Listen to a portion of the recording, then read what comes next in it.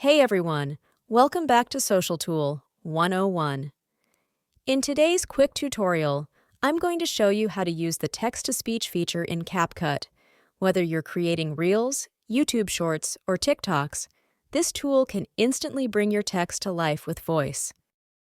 First, open CapCut and start a new project by tapping New Project. Add the video or image you want to add. Now, tap on Text option and you will see Default Text option. Add that to your timeline.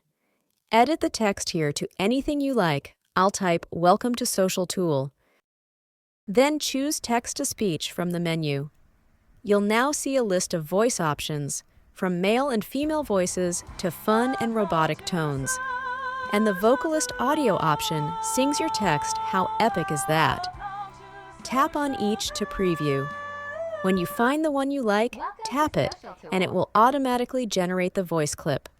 You can now move the audio clip around the timeline and adjust its length. Easy, right?